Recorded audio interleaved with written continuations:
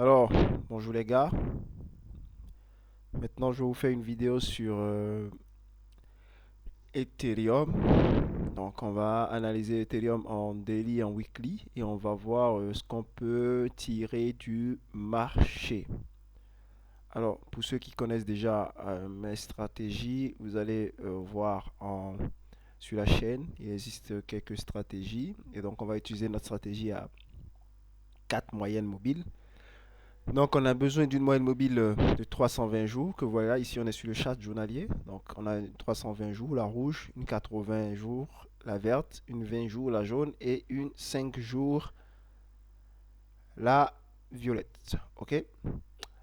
Alors, ce qu'il nous faut en fait pour entrer en tendance, c'est qu'il nous faut d'abord une tendance baissière, et une tendance baissière est confirmée par ce crossover, donc ce death cross entre la moyenne mobile de 80 jours et la moyenne mobile à 320 jours, ce qui indique qu'on a en fait une tendance baissière.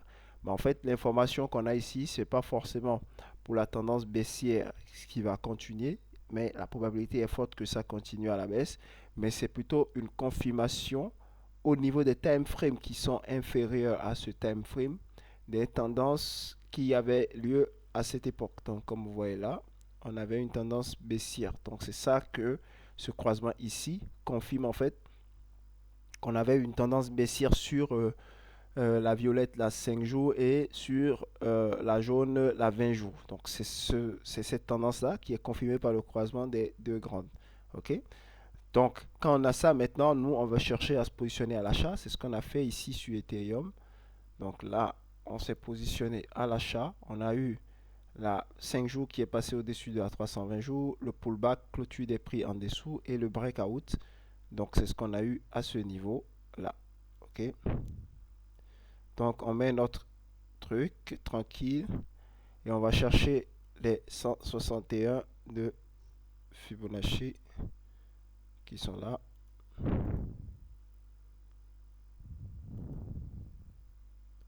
Ici.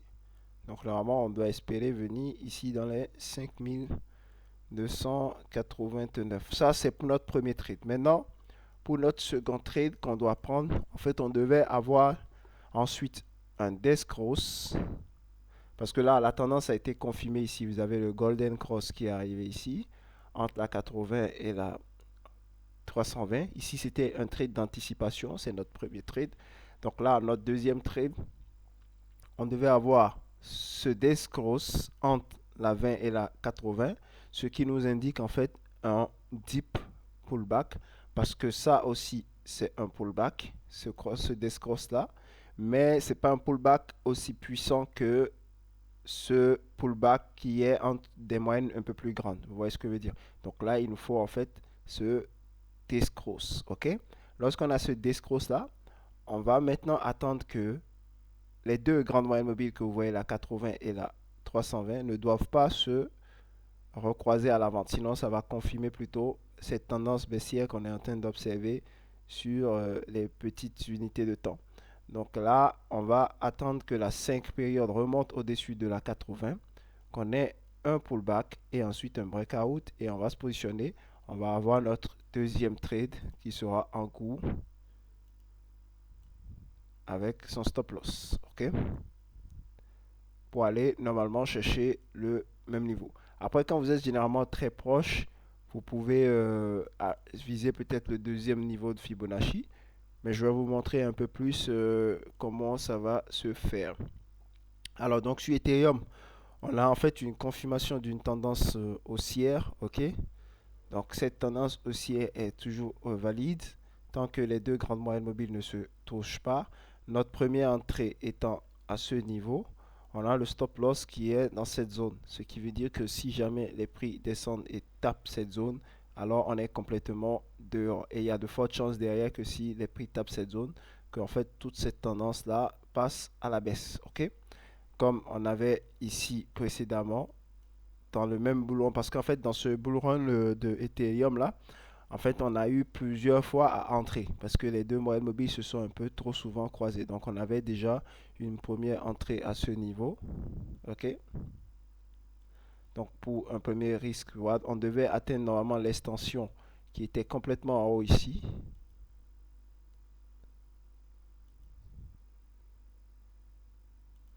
Et on devait plus avoir un trade beaucoup plus grand que ce qu'on a actuellement.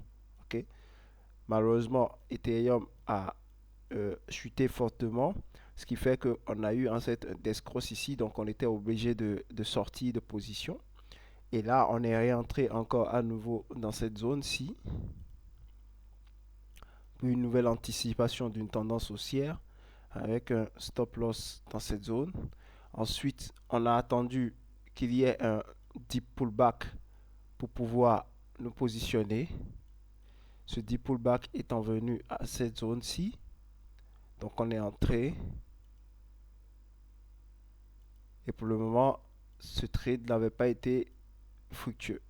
Donc on s'est retrouvé tout juste en dessous et la tendance est repassée à la baisse. Donc il y a beaucoup plus de difficultés en fait à faire du trading sur Ethereum en cette période. Et là, on a à nouveau une nouvelle entrée là. Et voilà encore un petit pullback qui... En fait, les retracements actuellement sur Ethereum sont quand même un peu trop poussés. Alors que quand vous prenez par exemple le bull run qu'il y avait ici en 2020, lorsqu'on est entré en position, là, on a eu en fait... on a eu en fait un deep pullback ici. Donc on avait une deuxième position en cours par là.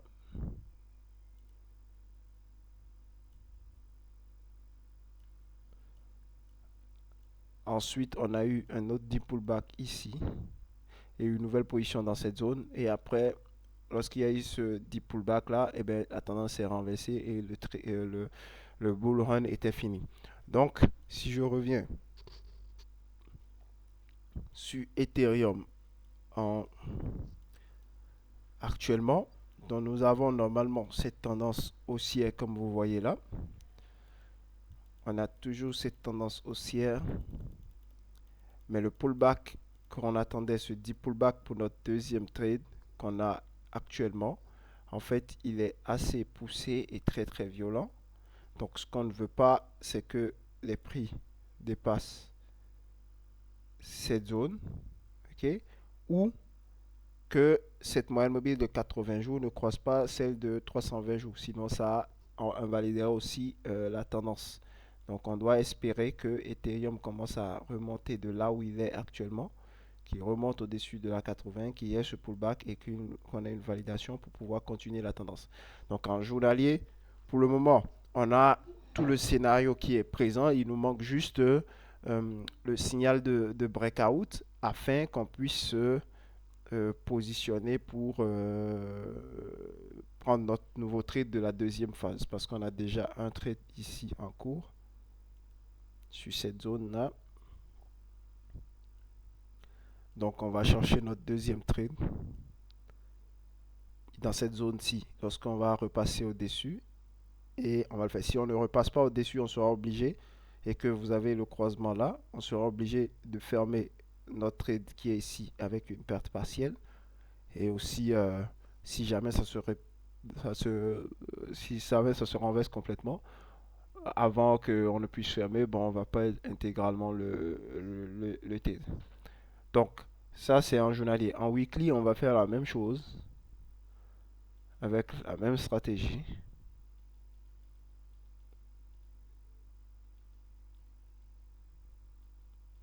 Alors, en weekly, en weekly, alors on avait les bull run précédents, c'était du direct, ok. Donc chaque cycle de 4 ans est autour de ces moyennes mobiles de 80 et 20.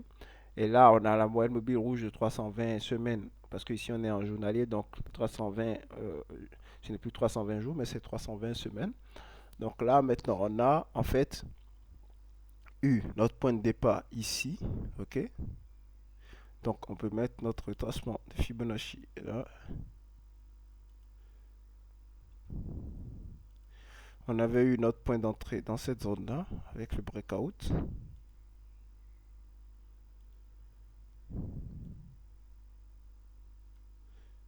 Ok. Avec notre objectif qui doit être ici. On devait avoir 4,6 de notre investissement. Ensuite, on a attendu qu'il y en fait, dans ce cas de figure, puisqu'on est en weekly et que c'est la 320 période qui nous donne la direction, on sera obligé tout simplement de fermer tout notre trade le jour où on aura la 80 et la 320 qui vont se croiser.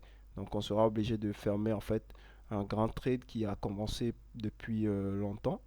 Donc à chaque phase avec son ouverture, son entrée.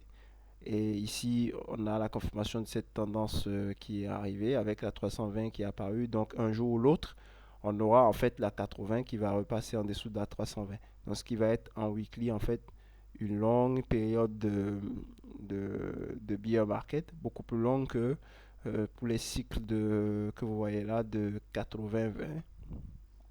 Nous en aurons en fait un beaucoup plus long parce que la 80 va passer en dessous de la 320. Ça ne va pas forcément venir tout de suite, mais ça viendra, comme je le dis souvent, tôt ou tard. Donc là, en fait, ce qui se passe, si on doit prendre un nouveau trade, il faut que la 20 passe en dessous de la 80 pour qu'on puisse ajouter un nouveau trade.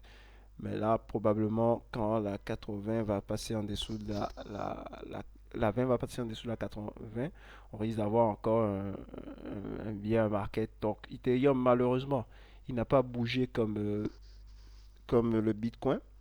Mais bon, on espère qu'il y aura cette hausse qui va nous emmener en fait à 7339 en weekly, parce qu'ici l'analyse en weekly diffère un peu de l'analyse en, en journalier.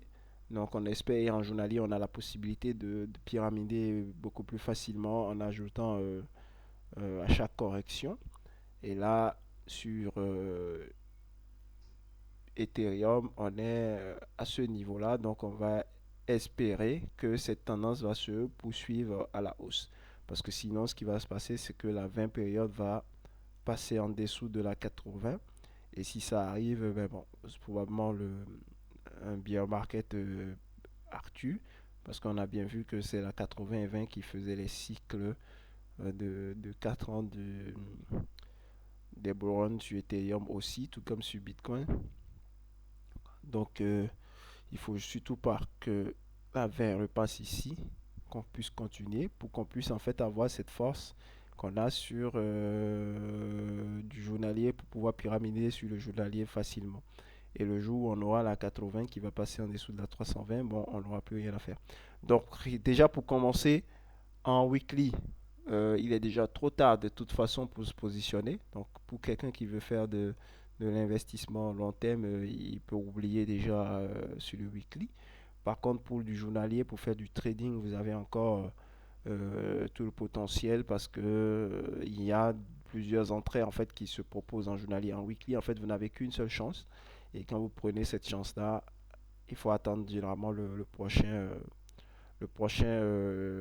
bear market pour pouvoir se positionner. Et pour ceux qui achètent en spot sans effet de levier, c'est à partir de cet endroit-là qu'il faut commencer à acheter lorsqu'en fait une tendance baissière a été confirmée, qu'il faut commencer à accumuler jusqu'à ce qu'il y ait ce crossover entre les deux moyennes mobiles. Et là, vous commencez plutôt à vendre pour prendre vos bénéfices au fur et à mesure que ça avance. L'important souvent, c'est d'atteindre son take profit et commencer à liquider gros toutes ces positions.